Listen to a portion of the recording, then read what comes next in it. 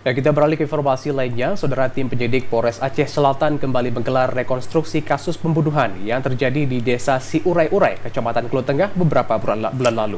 Dalam rekonstruksi tersebut ada 24 adegan yang dilakukan.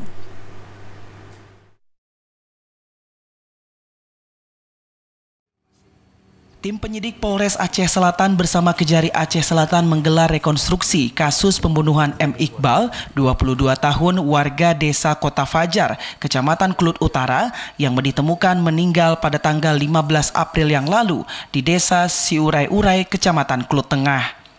Rekonstruksi digelar untuk memberikan gambaran mengenai peristiwa tindak pidana pembunuhan guna mencocokkan dengan keterangan yang diperoleh dari para saksi dan tersangka. Wakapolres Aceh Selatan Kompol Iswar mengatakan dalam rekonstruksi ini ada 24 reka adegan yang diperagakan dari mulai penjemputan tersangka hingga pembunuhan korban dan pembuangan jasad korban. Sesuai dengan kesepakatan bersama kita antara penuntut umum dengan kita melaksanakan yang rencana pertama 20 adegan, namun penyelesaian terakhir tadi 24 adegan pembunuhan. Saat pelaku melakukan pembunuhan itu adegan keberapa, kawan?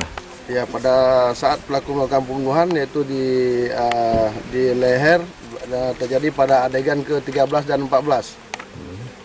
Jadi ini ancaman hukumannya berapa tahun? Ya, sesuai dengan pasal yang kita sangkakan yaitu pasal 338 dan pasal 340, ancaman hukuman antara 15 sampai 20 tahun penjara.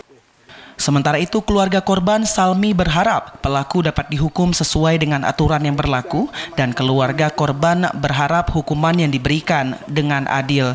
Harapan kami daripada keluarga korban berharap supaya berlakulah seperti peraturan yang undang-undang yang ada di Indonesia, supaya kami merasa adil dalam penindakan hukum yang kami hadapi ini.